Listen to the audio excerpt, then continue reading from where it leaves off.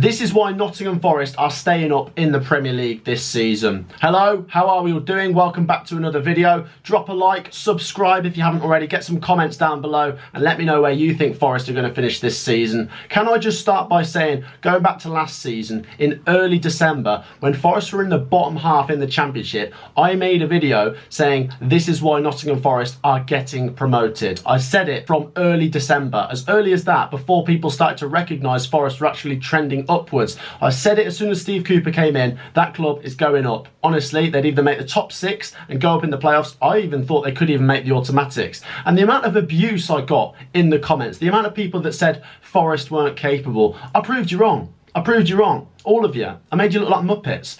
Are you feeling confident to go against me again? Because I'm betting you now, if you comment down below saying Forest are going down, I'll prove you wrong in May. This is why Nottingham Forest are staying in the Premier League. So then, let's go through Nottingham Forest games, game by game. They started away at Newcastle United and lost 2-0. I watched that, I thought that was a fair result. Forest weren't at it.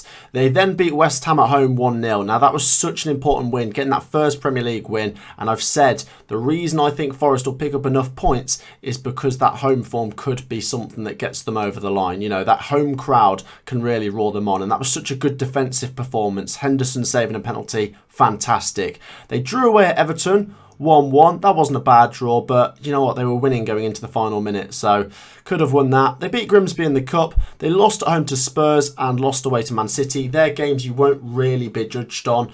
Unless you lose to all the other sort of bottom 5 teams, then you might have to win 1 or 2 of these games. But against Spurs, they were competitive. Against Man City, they were not good enough. But then again, no one expected Forest to get anything at Man City.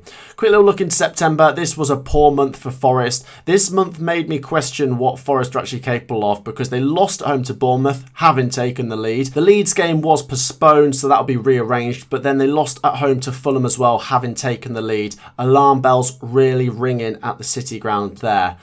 October didn't get better straight away. They lost 4-0 away at Leicester. Now that was the kind of result where Leicester were bottom. They needed that win and it made Forest look like the whipping boys of the division, and that's not what they want. Yes, they're newly promoted. It's about, I think, the first 10 games as a newly promoted side, and Forest are a newly promoted side, different to Fulham and Bournemouth. They are climatising because they've not been in the top flight for 23 years. It's about how many points can you get on the board in the first 10, 15 games. Just stay within touching distance, then find the formula which gets you points. That was obviously evident when they played Villa. It wasn't a great performance, but having taken the lead and defended fairly well, they got the 1-1 out of that game, which wasn't a disaster. The Wolves game, now you can see improvements here as we go up each game. The Wolves game, once again, they should have at least got a draw. They missed a penalty late on, Brennan Johnson, and that's after Wolves had scored a penalty. So once again, really frustrating there for Forest, but you can see defensive improvements. Ever since that Leicester game, I think Forest have been so much better defensively. They've got a defence based on these 4 games, which I think could merit a mid-table finish. It's about putting the ball in the back of the net. Brighton, once again, the only reason they got anything out of this is because of the defence and goalkeeper. They offered nothing going forwards, Forest, but I saw this as a point to build on. Away at Brighton, not a bad side. They had to hang on in there. There wasn't really many opportunities for Forest to go and win it, so just get what you can. They got the point, and wow. Liverpool at home, 1-0. Really, really impressive. That is the one for me where I'm starting to think things could happen. It's when you beat a top 6 side. I know Liverpool have had their wobbles, but let's not forget they've just beaten Man City and West Ham, so Liverpool were starting to return to decent form. Yes, they had a couple of players injured, but you know, that's not Forest's problem. Forest had to beat them, and they did. 1-0, a 1-E with the goal, and some good defending and good goalkeeping from Henderson again. I think this defensive improvement rides out, and it will be what carries Forest up the table. I think it will be. You can see how much better they've got since the Leicester game. Yes, they're defending a lot of the time, but they're a lot tighter. They've got a keeper who knows this division.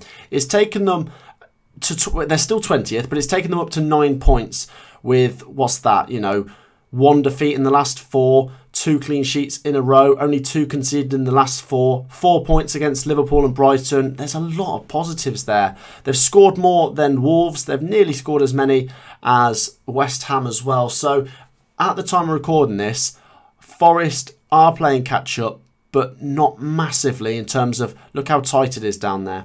They're level on points with Wolves. They're level on points with Leeds. One win could shoot them up about 4 places. They've done fantastic to get themselves into this position.